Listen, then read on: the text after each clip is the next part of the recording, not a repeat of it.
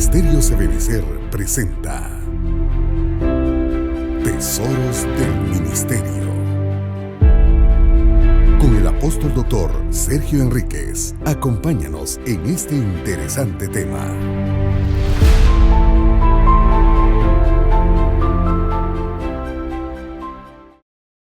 Hoy, y permite que tu palabra, Señor, venga como un rema a nuestro corazón.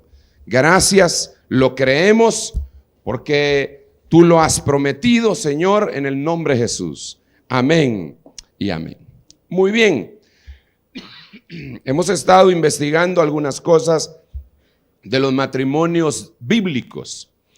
Y antes de entrar en detalle con algunos de estos matrimonios, yo quisiera que analizáramos algunos de ellos. Hay tantos, ahí nos pasaríamos todo el año analizando solo en el libro de Génesis los matrimonios, hermano. Ya ve usted que este jueves que pasó nos analizaron el matrimonio de Lot y ahí aparecimos casi todos. El que no apareció con los hijos de Lot apareció con las hijas de Lot, y el que no apareció con Lot, y el que no, pues apareció con la mujer de Lot, ¿verdad? Y el que no, pues apareció con Abraham. Ahí sí todos. Pero yo quisiera que viendo así, pues panorámicamente hablando, platicáramos de las grandes maravillas que Dios ha dejado establecido para cada uno de los matrimonios de la Biblia. Y que consideráramos que cada una de esos regalos que Dios le dio a cada uno de esos matrimonios, en Cristo están completados para nosotros, porque la Biblia dice que nosotros estamos completos en Cristo. Amén. Y que Él es la plenitud de la divinidad, y que por lo tanto todas las cosas, mire hermano, todas las promesas del Antiguo Testamento son para nosotros. Todas las maldiciones del Antiguo Testamento están clavadas en la cruz del Calvario. Qué lindo, ¿verdad? Agarró las maldiciones y las clavó en la cruz. Agarró las promesas y las ofreció a todos aquellos que creyeran en esa misma cruz. Bueno, entonces, ¿por qué muchos matrimonios no son felices? Porque se les ha olvidado. Mire, más o menos para decir este mensaje, yo debería decirle lo siguiente. Si a usted lo ponen a hablar de la paciencia y le dicen tome un personaje el más paciente de la Biblia sin tomar en cuenta al Señor Jesucristo, ¿a quién pone usted? ¿A quién? ¿A Abraham y a Job?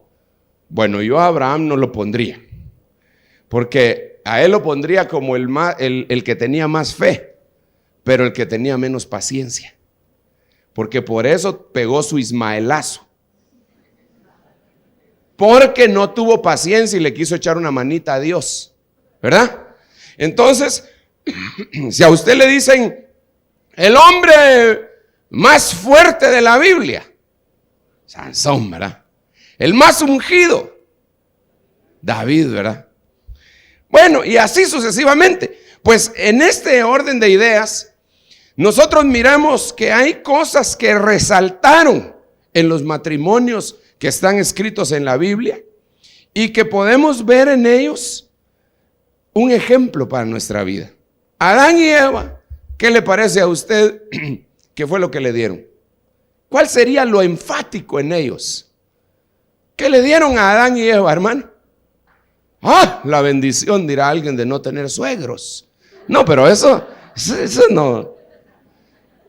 Los suegros son buena gente, hermano. ¿Verdad que sí? Perdón. Tampoco no tener ombligo, no, eso no. ¿Cuál sería el énfasis que usted daría en ese matrimonio? Que muchos no lo tienen en este tiempo. Yo el énfasis que le haría sería que tenían paraíso. Qué rico vivir con paraíso, hermano. Fíjese usted que ellos podían dialogar porque tenían paraíso. Ellos no tenían paraíso porque dialogaban. ¿Se da cuenta de lo que le estoy diciendo? Esto es importante porque mucha gente dice, no, para que su matrimonio sea un paraíso, dialogue con su cónyuge. No. Usted va a dialogar con su cónyuge sin cansarse, sin agotarse. Va a platicar hasta la saciedad, hasta que se van a quedar dormidos hablando, como consecuencia que tiene paraíso. No va a platicar con ella para tener paraíso, sino que porque tiene paraíso quiere platicar con ella. Entonces nosotros debemos de ver que la raíz de todas las cosas buenas que van a suceder en un matrimonio es el paraíso. Es el estar en el lugar en donde... Pero mejor lo vamos a plantear de otra forma. ¿Qué es el paraíso para usted? ¿Ah? ¿Qué es el paraíso para usted? Muy difíciles las preguntas que vengo haciendo los días matrimoniales yo, ¿verdad? Debería de ser más fáciles. Pero ¿qué es el paraíso para usted? Hable. ¿Ah? Un lugar sin pecado, dice la hermana hasta allá atrás. ¿Ya vieron los de aquí adelante? Un lugar sin pecado. Está muy buena la descripción.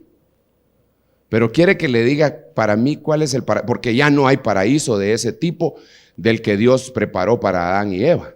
Ya no lo hay. Ese parecería ser que se escondió y está en el centro de la tierra. Ese parecería ser, por eso es que ahí está el árbol de la vida.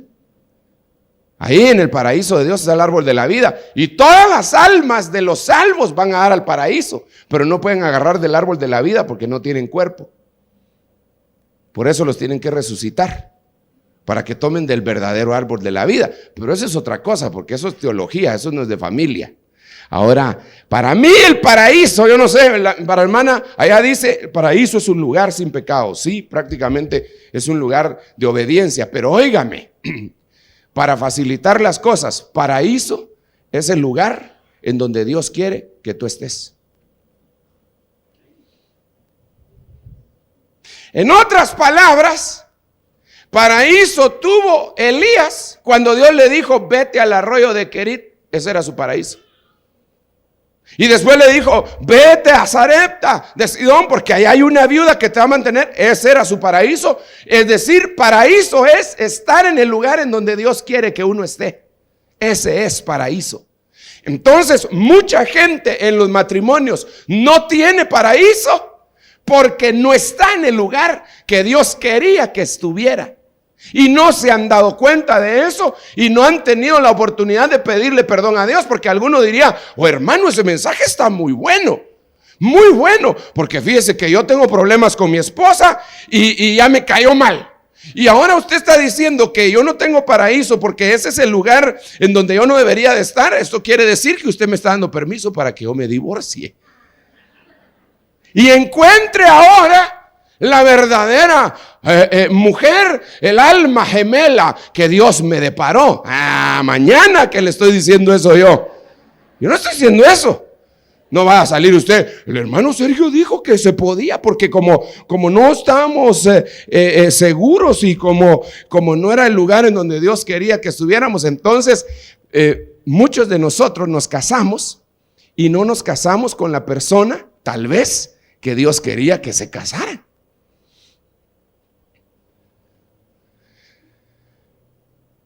Le pongo un ejemplo. ¿Me da permiso para ponerle un ejemplo? Va pues. Supóngase que usted era cristiano. Tenía 10 años de ser cristiano. Y se enamoró perdidamente de una chica. Pero resulta que esa chica era inconversa. Y usted, sabiendo la palabra, decía ahí en la palabra, no os unáis en yugo es igual con los impíos, porque qué comunión tiene la luz con la tiniebla, etcétera, todo lo que usted ya sabe. ¿Ok? Entonces viene mi pregunta. ¿Era la voluntad de Dios que usted se casara con esa persona? ¿Sí o no? Bueno, ok, ya me contestó. Pero resulta que sigue pasando el tiempo. Y al cabo del tiempo la misericordia de Dios alcanza a la inconversa.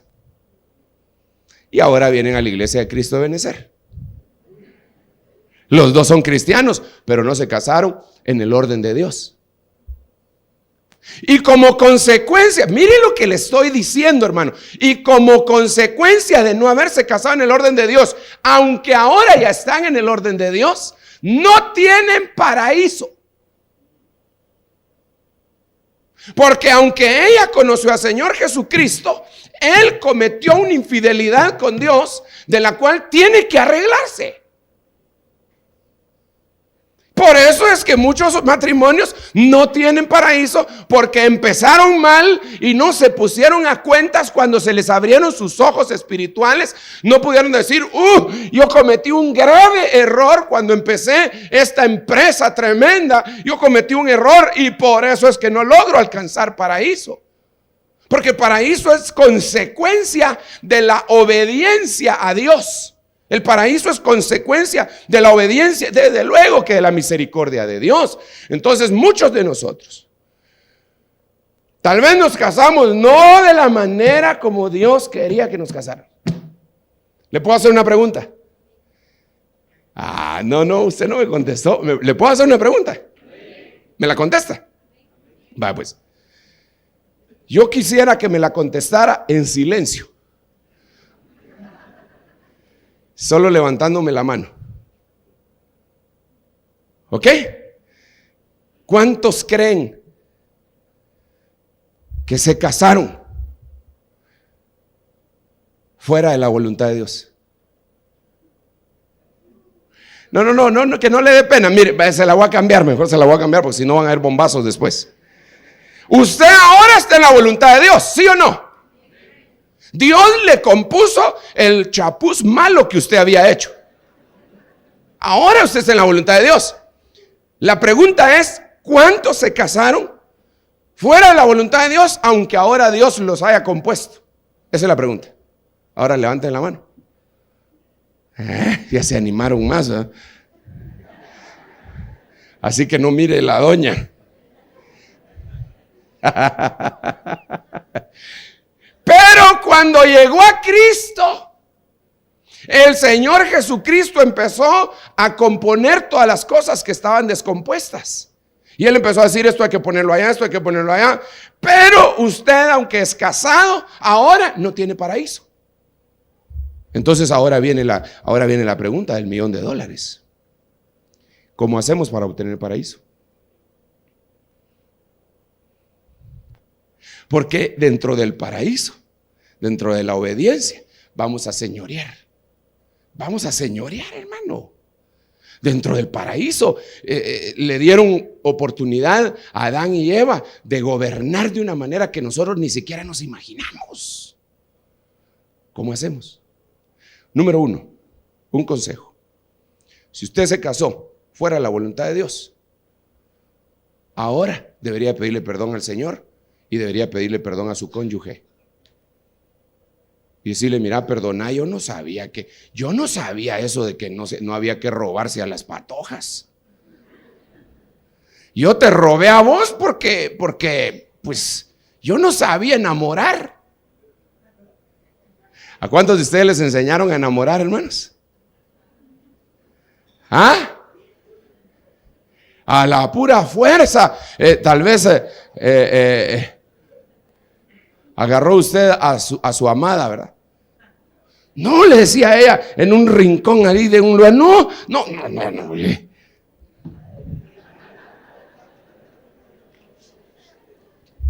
Hermano, es que fíjese que hasta eso tiene que aprender uno. Por eso no se pierda el tremendo tema, escogiendo tu pareja. Los casados no pueden ir. No pueden, pero los solteros sí. Entonces usted puede llegar y decirle a su esposa, mira, mamita, mija, negra, china, gorda, no sé cómo usted le dice, mira, perdóname, ¿oíste? Porque cuando yo te conocí, yo no sabía. Yo no tenía conocimiento. Y entonces no pude hacer las cosas como Dios manda y por lo tanto lo hicimos fuera de la voluntad de Dios. Cuánto quisiera que me metieran en un túnel del tiempo, regresar al pasado y entonces hacer las cosas como Dios mandan. Lo primero que hubiera hecho es evangelizarte. te hubiera llevado a la iglesia, te hubiera discipulado y después te hubiera hecho la propuesta matrimonial de una vez para que no hubieran problemas. Pero hermano, usted no lo hizo así. Lo menos que hizo fue evangelizarla. Si no lo agarra el Señor en el camino, ay Dios, a saber dónde estaríamos. Bueno, entonces recuperemos el paraíso que se perdió allá en el libro de Génesis por medio del pedir perdón y por medio de la misericordia de Dios y por medio de la obediencia. Entonces se va a empezar a recuperar el paraíso y mantengámonos en ese paraíso por medio de la obediencia, porque ese paraíso ya no es un lugar literal, sino que ahora ese paraíso es un lugar dimensional, es decir, es la tierra de los vivientes. Nosotros podemos estar en ese paraíso, yo puedo estar en ese paraíso ahorita mismo y una persona que está aquí puede estar en el infierno ahorita mismo también. Claro, solamente son los principios de la eternidad, porque entonces quiere decir que el que está en el paraíso ahorita, si se muere en ese momento, se va de una vez con el Señor, y el que está en el infierno en ese momento, pues ya sabe usted a dónde se irá, porque solamente estás en la antesala del lugar de la eternidad. Muy bien, entonces consigamos el paraíso. Esta noche consigamos el paraíso. No hay modo que salgamos de Adán y Eva, pero consigamos el paraíso y como consecuencia vamos a conseguir que hasta nuestros hijos nazcan en el paraíso. Otra pregunta. ¿Cuántos de sus hijos considera usted? No, la pregunta no está bien así. ¿Cuántos de los que están aquí consideran que por lo menos uno de sus hijos nació mientras usted tenía paraíso? Levante la mano, no se preocupe. Pocos. Pero mire, dichosos esos muchachos. Nacieron en medio de la obediencia. Nacieron en medio de la obediencia. Ahora, aquí viene el segundo paso, porque poquitos levantaron la mano. Entonces viene Dios y dice, ok, aquí está Adán y Eva. Esto es para todos los que quieran, sobre todo los solteros. Los que no se han casado todavía pueden hacer eso a la manera de Dios y conservar el paraíso. Pero los que ya se casaron, los que tuvieron hijos fuera del paraíso, los que tuvieron hijos en desobediencia, los que lo hicieron en desobediencia, entonces ahora viene otro personaje, otro matrimonio, otro justo, que le dieron una cosa en donde se enfatizaba la salvación. Este se llamaba Noé. Ese estaba en medio de un mundo perdido. Ese estaba en medio de un mundo en el cual lo único que le esperaba era juicio de Dios. Pero Dios vio su caminar, Dios vio su corazón y entonces le ofreció salvar a su familia. Y entonces, aunque en Adán y Eva se enfatiza el paraíso, en Noé se enfatiza la salvación. El que no tuvo entonces oportunidad de estar en el paraíso, ahora tiene oportunidad de arrepentirse y por medio del arca de Dios que construyó Noé, ser un hombre que salva a los suyos. Hermano, yo creo que lo más importante que nos puede suceder en nuestra vida es que aunque seamos unos fracasados, predicando el evangelio a otras personas, sálvenlos de nosotros, se salven. ¿No le parece a usted? Preferible que no se le convierta ni uno en ninguna campaña evangelística a que se le conviertan sus hijos en su casa. Preferible que no le crean en la calle, pero cuando usted predique, sus hijos digan amén. Mi papá, eso que está diciendo es cierto. Cuando el predicador diga hay que amar a la esposa dice amén, ese me ama a mí de veras. Pero no por conservar un chance ni por conservar gente, sino porque es una realidad que ellos lo viven. Es preferible, por eso es delicado, peligroso predicar en frente de la familia. Si predicar hasta cierto punto es fácil. Sí, pues usted recibe su curso de homilética, hermenéutica, todas esas cosas que usted sabe que a mí no mucho me gustan. Le dicen a uno más o menos cómo hacer un mensaje, digamos, cómo el versículo tal, cómo sacarlo y cómo irse a otro lugar y explicarlo y ya salió del apuro. Pero no es eso. La predicación es vida. Y entonces la vida debe ser trasladada a nuestros hogares. Hermano, si usted no tiene paraíso, por lo menos consiga salvación para los suyos. Y como consecuencia va a venir el paraíso de Dios. Salvación, paraíso. Vamos, qué lindo sería, vamos a evangelizar a nuestros hijos. ¿Usted evangeliza a sus hijos? ¿Alguna vez le ha dado un tratadito a su hijo? Porque a veces salimos a dar tratados a la calle, ¿verdad? Y mire, y Cristo es la solución. Sí, dice el patojito ahí, oyendo todo lo que usted está diciendo, pero jamás se le ha hablado a él de Cristo. Un día yo platiqué con una persona y le dije, ¿y usted cuándo conoció a Cristo? Yo desde niña. No, pero ¿cuándo?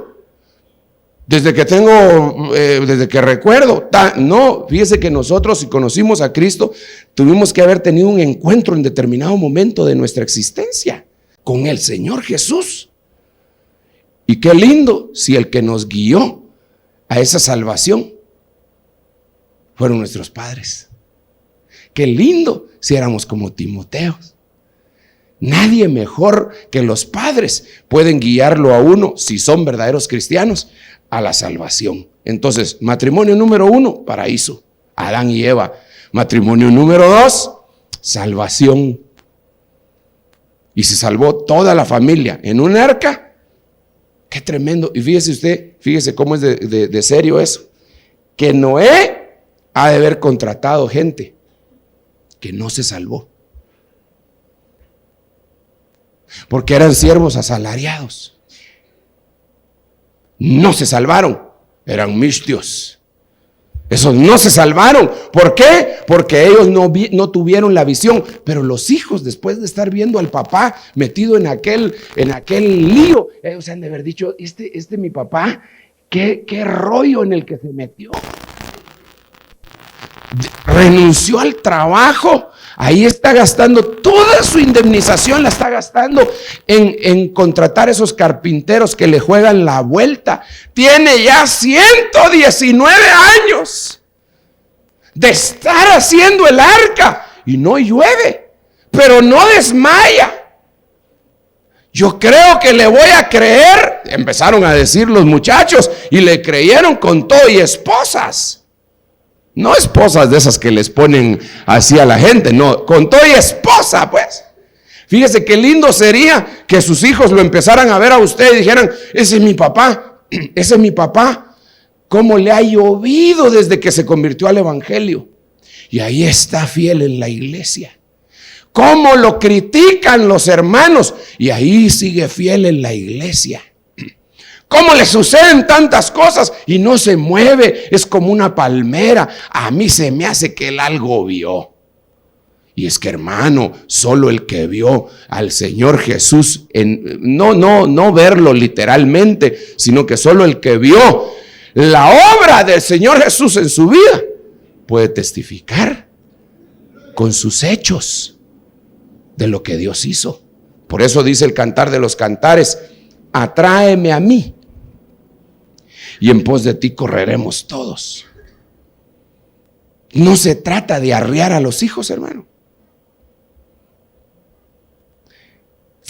Se trata de amar a Dios. No se trata de retorcerle el brazo a los patojos para que amen a Dios, sino que se trata de enseñarles con el ejemplo de uno y en oración, gimiendo para que ellos cambien, y en amor, porque ¿quién más va a tratar a sus hijos con amor como usted lo podría hacer? Nadie. ¿Quién más se va a poder acercar a uno de sus hijos y darle un beso en el cachete así como usted se lo da? ¿O no se lo da a usted? ¿Quién más? Nadie. Más adelante, pues se va a conseguir él una su greñuda que también le va a dar un beso, y no en el cachete, pero eso ya será después. Qué delicado eso, hermano. Toda una vida de educar usted a su muchachito y de cuidarlo y de besarlo y de levantarse en la madrugada para taparlo porque es loco para dormir, y de repente aparece una desconocida. Y el patojo se desapareció. ¿Cómo es de raro el matrimonio? ¿Cómo es de rara la familia? Pero Dios lo escribió. Por eso dijo, mire, dice Adán, precisamente Adán, dice, acompáñeme, aquí en Génesis, que es el libro más fácil de buscar, más que Apocalipsis todavía. Dice en el capítulo 2, en el versículo 23, y Adán dijo, esta es ahora hueso de mis huesos y carne de mi carne. Ella será llamada mujer porque del hombre fue tomada. Por lo tanto, aquí está la primera profecía de la Biblia. Esta es la primera profecía. Este es el primer hombre que profetizó en la Biblia. Fue Adán. Aquí está. Por lo tanto, dejará el hombre a su padre y a su madre y se unirá a su mujer y serán una sola carne. Primera profecía. Difícil. ¿Cómo es eso que usted se atreve a salir de la casa en donde había estado protegido por 20 años, irse a alquilar a un cuartucho? ¿Y sabe qué es lo peor? Que la que lo siguió le crea a usted y diga, sí, vámonos a alquilar ahí. Y deja sus ositos de peluche y toda la cosa en el cuarto alfombrado que tenía y se va con usted. Eso tiene que ser un misterio. Ahora, ese misterio y ese amor que nosotros tenemos en el matrimonio nos debe de servir para trasladar la salvación a nuestros hijos, hermano. El énfasis número 1 para el matrimonio es paraíso. Paraíso como consecuencia de la obediencia. El énfasis número 2 es, si no tienes paraíso, entonces hay perdición. Entonces, la oportunidad de Dios para salvación. Número 1, paraíso. Pero si no lo tienes, número 2, salvación. Salva tu casa.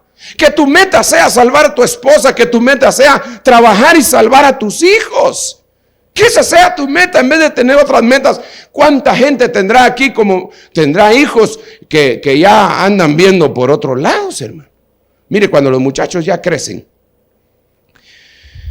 ya es difícil. Ya no se puede con las mismas armas que uno tenía antes. Cuando su muchachito tenía 2 meses, usted lo traía a la iglesia. ¿Y él qué? No decía nada. Chillaba, eso es todo lo que hacía.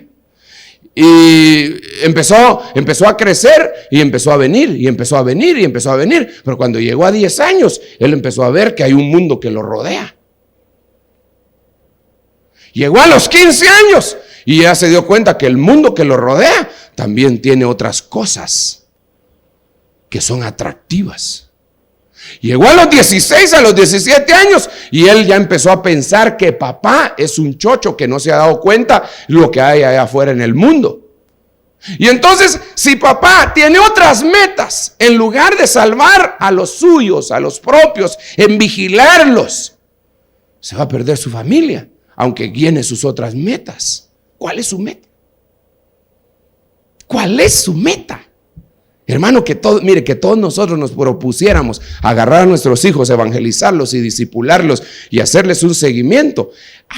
Yo le aseguro que serían unas familias tremendas. Pero si a veces ni siquiera nosotros mismos nos dejamos discipular, ¿usted? ¿Qué va a andar discipulando un papá que ni siquiera abre la Biblia?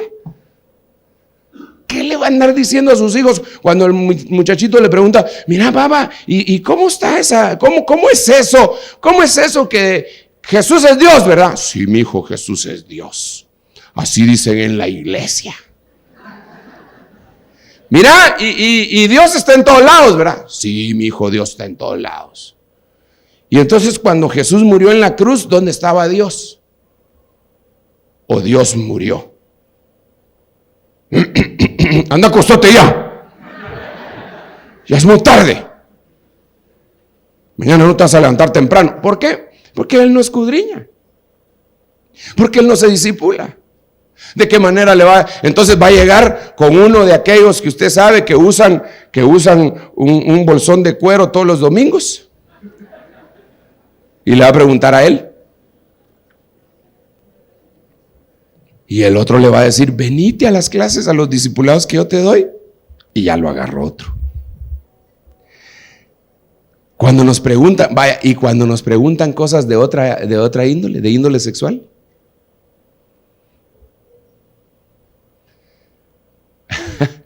Hermano, cuando su muchachita, que usted la tiene casi en una vitrina, llega y le pregunta cosas de tipo sexual, ¿y usted qué hace?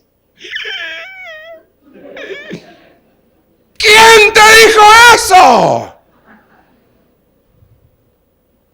Y es que, mire hermano, los patojitos son bien observadores. Papi, ¿sí? ¿Por qué las mujercitas no tenemos lo mismo que los hombrecitos? Ay, hermano, y ahí ya lo agarró. Vaya, pero esa no es cardíaca. Esa no es cardíaco. Y ya cuando le dicen otras cosas. Entonces, si nosotros no tenemos la sabiduría de Dios, vamos a perder a nuestros hijos, porque entonces les van a decir en la calle. ¿Por qué? Pero se los van a decir a su modo. Yo le preguntaba a usted hace un tiempo, ¿a qué edad usted se enteró de cómo eran las cosas? ¿Se acuerda? ¿A qué edad se enteró?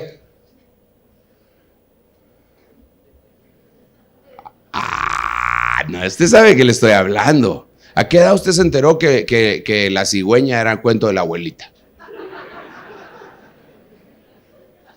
¿Ah? ¿A qué edad se enteró? A los 15 años, 10, 12, saber. Yo me enteré, hermano, diría alguna hermana, hasta que me empezó a crecer el estómago. Si nosotros no instruimos, vamos a perder nuestra familia. Entonces, tengamos paraíso con obediencia, tengamos salvación con predicación e instrucción. Y entonces vámonos a otro matrimonio. Mire que yo no estoy abriendo pasajes bíblicos porque aquí están en la Biblia. Ya. El otro pasaje maravilloso es el de Isaac. Yo quiero detenerme en el de Isaac. Si yo le preguntara a usted, para usted, ¿qué es lo que Isaac enfatiza? ¿Qué es lo que el matrimonio de Isaac enfatiza para enseñarnos a nosotros? ¿Qué diría usted?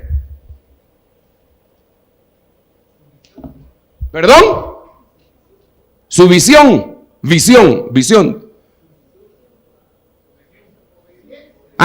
Perdón, sumisión. Gracias, hermano. Así no había sumisión a su papá. Bueno, eso está muy bueno para los solteros. Muchas gracias, hermano. Porque no era ahí a donde voy, porque yo lo que estoy diciendo es matrimonio, pero él como soltero, note usted la tremenda sumisión.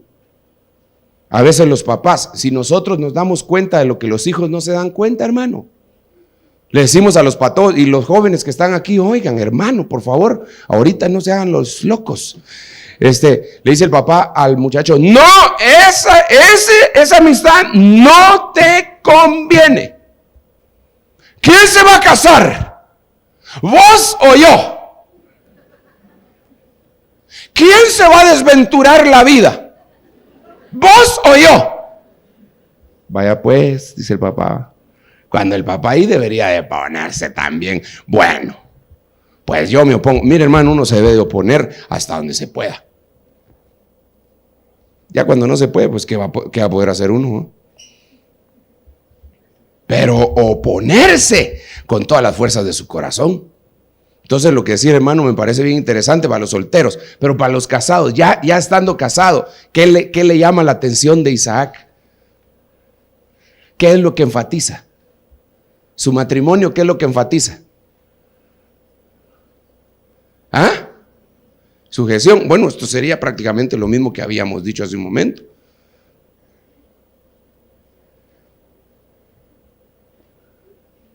Se lo voy a decir pues porque usted como que le comieron la lengua a los ratones. Y hoy no tengo ganas de bajar allá abajo, como dicen en mi pueblo, porque después tengo que subir para arriba.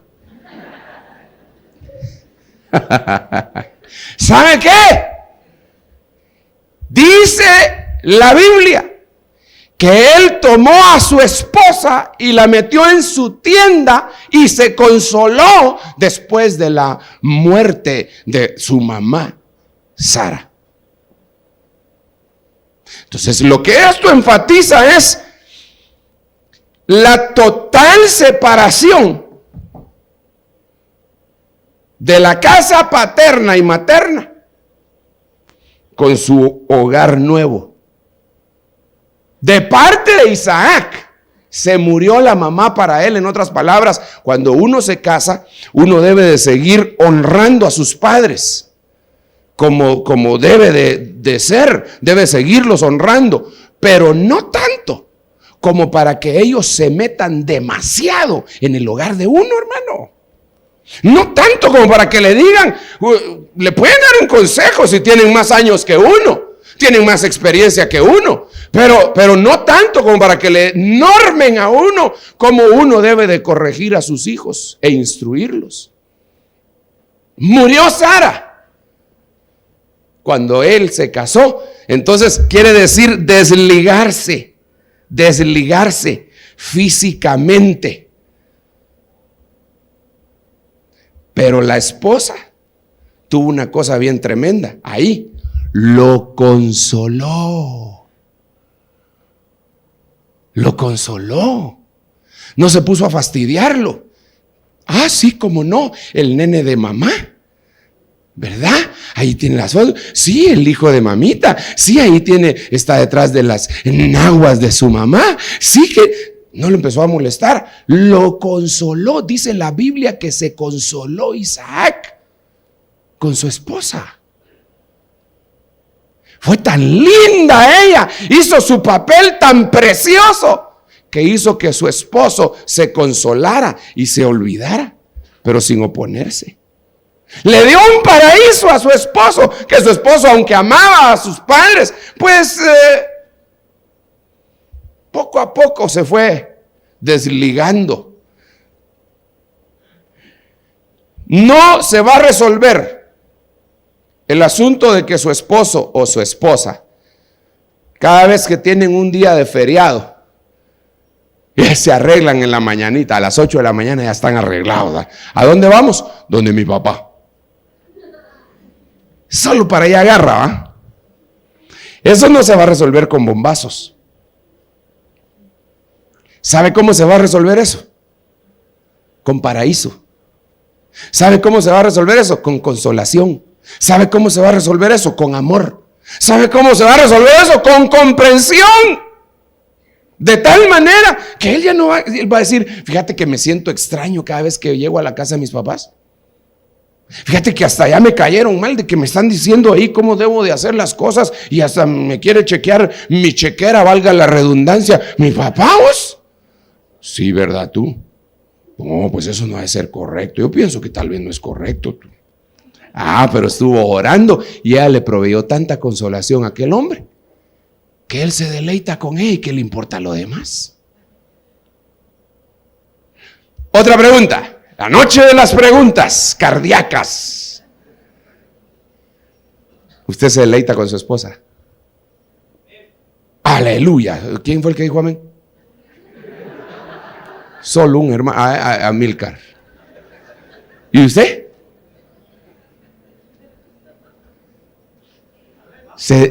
Hermano, se deleita usted con, pero si la Biblia dice, deleítate con la mujer de tu juventud. Aquí quiero hacer otra paradita. Un alto. Porque alguien podrá pensar, hermano, ¿cómo está eso de deleítate con la mujer de tu juventud? Porque yo me casé con esta, pero esta fue mi novia número 25. Pero en mi juventud yo tuve una novia a la que quise mucho. Entonces quiere decir que yo me tengo que deleitar con ella. No se me vaya por la tangente, que yo me lo conozco a usted, hermano. ¿Sabe qué quiere decir eso? Quiere decir que hay muchos matrimonios que fueron preordenados, predestinados. Muchos, no todos, porque si no, no nos pondrían a escoger. Cada quien cásese con quien quiera. Pero muchos matrimonios fueron predestinados. Entonces la mujer de nuestra juventud, está hablando de la juventud esa, está hablando de la etapa de nuestra vida antes de venir a la tierra. Bienaventurado el que la encontró. Pero si estaba predestinada, tenía que encontrarla. Aunque hubieran pasado bombazos, pero la encontró. Y ahí está. No sabe qué es ella, pero ahí está. Y entonces, pero volvemos otra vez a la carga. Deleítese con su esposa, hermano. Deleítese. ¿Usted juguetea con su esposa, hermano?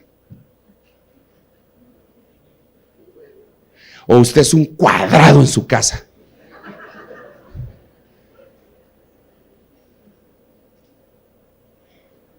¿Usted juega usted con su esposa? Y que hasta a veces, ¡pau!, le pasa haciendo cosquillas. ¡Ay! No, hombre, le dice ella, ¿verdad? O usted es un ogro en su casa. Que nadie hable. Entró el rey. Pero qué horrible, hermano. Qué reyesito el que ha de tener adentro.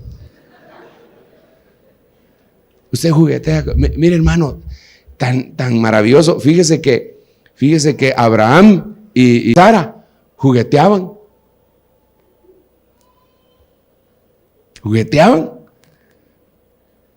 Y nosotros vemos en los diferentes matrimonios de la Biblia que ellos jugueteaban, los que eran felices, jugueteaban. Y yo me he dado cuenta con matrimonios, a veces yo me los agarro, hermano. A mí me tocó vivir con un pastor en un tiempo. Me tocó convivir, mejor, esa es la palabra, mejor. Me tocó convivir con un pastor, me tocó vivir en su casa por un tiempo. Y él era bien serio en la congregación, hermano. Pero demasiado serio. Las ovejas dan miedo, creo que le tenían. Pero en su casa, las hijitas se le montaban encima, lo ponían a jugar de caballito. Y no eran ellos los caballitos, era el pastor. Y ahí iba él, y yo lo miraba y decía, ¿cómo está aquí? Y allá, tranquilo, está acuchado todo, hermano pastor. Pero en la casa no, cambió de una vez. ¿Usted cómo es en su casa? Es accesible, se deleita. Si no, seguramente usted no tiene paraíso. Y esta noche le vamos a pedir a Dios que se derrumben murallas, barreras de una vez y que pueda haber confianza en su casa.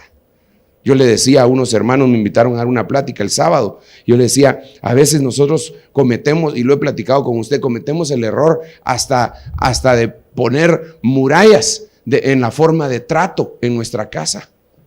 De usted nos tratamos a veces con la esposa. Disculpe, fulana, ¿me pasa el café, por favor? Qué feo se oye eso, hermano. Sinceramente, qué feo se oye. Ahí tiene, sírvase usted. ¡Ala, qué horrible, hermano! ¿Cómo se trata usted con su esposa?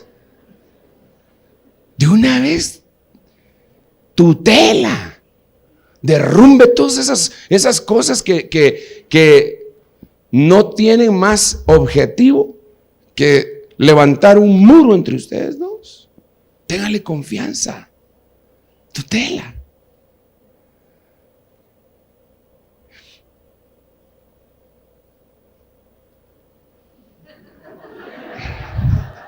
A veces no puedo decir lo que quisiera decir. Tutela. ¿Cómo se trata usted en la casa con su mujer, esposa, amiga? ¿Cómo se trata? Trátela así y deleítese. Bueno, a Abraham le dieron descendencia, el tiempo hace me pasó. A Abraham le dieron descendencia, a Adán le dieron paraíso, a Isaac le dieron consolación, a Noé le dieron salvación. Esos eran los énfasis. Y yo cierro mi Biblia y le digo, bueno, de todos modos, no mucho que la leí, pero todo lo que le dije es bíblico. Pero óigame, ahora le voy a decir otra cosa. Si a usted le dijeran cuál es la característica de Jacob en su matrimonio, ¿qué diría? ¿Se recuerda de Jacob, verdad? Que se casó con Lea, Raquel, Silpa y Bilha. ¿Cuál era la característica de él, hermano?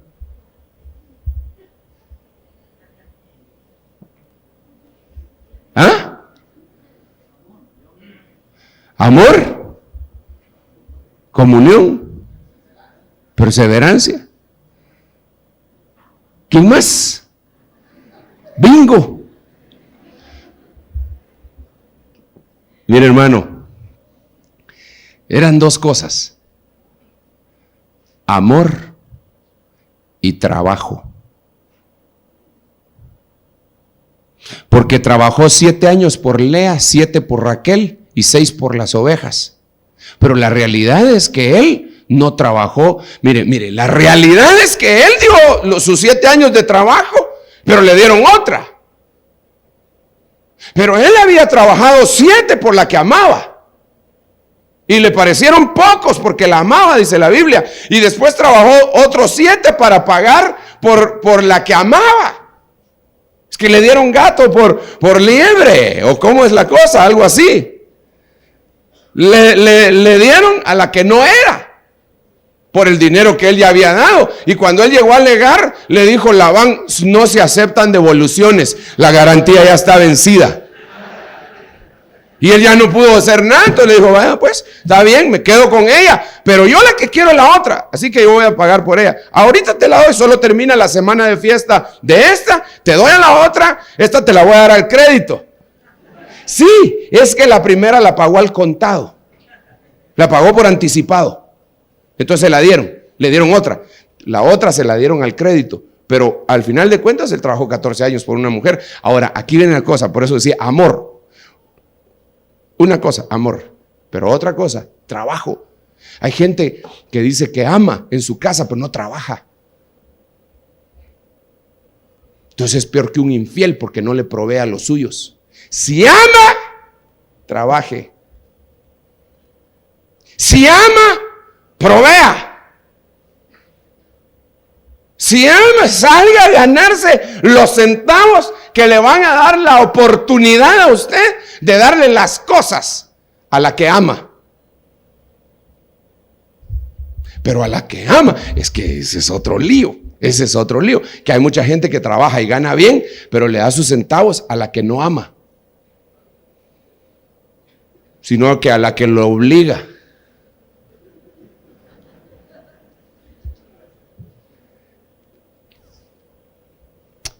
Fíjese que hay gente, se lo va a poner de esa manera. Se van a comer a algún lugar, ¿verdad? Están comiendo con una tercera persona a la que les da pena, ¿verdad? Y la otra persona, ¿qué va a tomar? Una Coca-Cola. Y él mira cuánto cuesta en la carta. $3.50. Y el otro se toma la Coca-Cola. Deme otra, por favor, dice el invitado. No quiere un cafecito, le dice todavía, ¿verdad? Pero sus hijos y su esposa, a los que ama, no se van a atrever a pedir una Coca-Cola más, porque les hizo la vida imposible. Sí, que ustedes son timbas de agua, son unos tripones, como beben de agua, no, que por aquí, que cada una de esas aguas me cuesta $3.50, miren lo que me salió de bebida. Entonces, ¿para qué los llevó? Si lo que quería era que le saliera barato, hubiera pasado a la despensa y compra un doble litro, lo mete con un montón de hielo y ahí que tomen todo lo que quieran, o le hace una limonada y a punto. Pero hermano, proveer a los de uno es el mayor privilegio que uno puede tener. Algunos decían, allá en donde yo trabajaba, decían: le presento a la dueña de mi quincena, decían.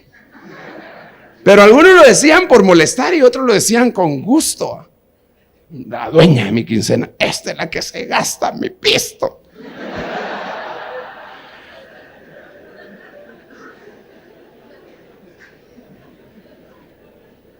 Pero si uno ama, qué delicioso lo ha de sentir,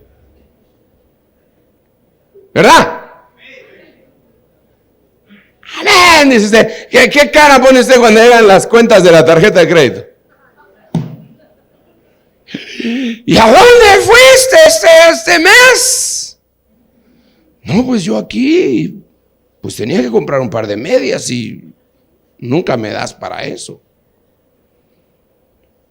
Le pedí prestado a don Visa. ¡Qué barbaridad! Despilfarradora.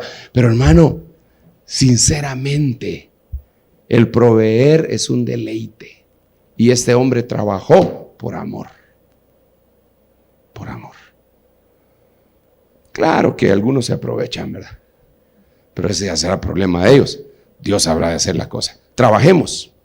Paraíso, salvación, consolación, descendencia.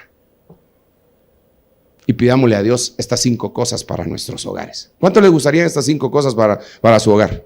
Yo quiero todo eso, hermano. Paraíso, todo eso. Más el paraíso y la salvación. Uy, el trabajo también.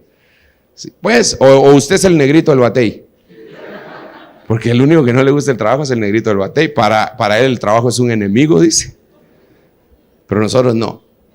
Anhelamos servirle a Dios con una familia completa. Trabajo y consolación. Padre, en el nombre de Jesús, nosotros venimos delante de ti para suplicarte que nos auxilies. Señor, solamente tú puedes hacer la obra en nuestra casa. Porque de la misma manera como Adán, siendo hijo de Dios, se desvió, de la misma manera como el hijo pródigo, teniendo un buen padre, se desvió, de la misma manera como Salomón, teniendo un padre como David, en su vejez las mujeres desviaron su corazón. De la misma manera nosotros entendemos que en muchas oportunidades nosotros nos hemos desviado, pero tu paternidad amorosa nos ha vuelto al carril. Pero Señor, de esa misma forma, entendemos que nuestra familia necesita el trabajo, el paraíso, la salvación, la promesa de la descendencia y el consuelo que solamente tú puedes proveer. Señor, estas facetas de cada uno de estos matrimonios, yo te suplico que nos las concedas a nosotros. Yo, Señor, te suplico por aquellos matrimonios que tienen problemas serios en su casa. Yo te ruego, Señor, por aquellos matrimonios cuyos hijos están en una abierta rebeldía. Señor, yo te ruego que conmueva los corazones de padres e hijos. Yo te suplico, Señor, por aquellos matrimonios en los que las esposas están sufriendo por tener un esposo no consagrado. Yo te suplico que atraigas a ese esposo con lazos de amor y de misericordia, y que se enamore de ti de tal manera que nunca pueda dejarte. Señor, yo vengo suplicándote por aquellos esposos cuyas esposas, cónyuges, Señor, no han avanzado en la obra del evangelio y se han quedado estancadas. Señor, conmueve su corazón y permite que tengan un verdadero encuentro contigo para que sirvan de apoyo y de verdadera ayuda idónea. Señor, llénanos con tu espíritu. Señor, danos el paraíso. Señor, danos la capacidad de consolar. Señor, danos la capacidad de trabajar para ti y para los nuestros. Señor, danos la capacidad de amarte de tal manera que la promesa. Ministerios Ebenecer presentó Tesoros del Ministerio con el apóstol Sergio Enríquez. Esperamos que este mensaje haya sido de edificación para tu vida. Acompáñanos los días martes, jueves por Rema TV.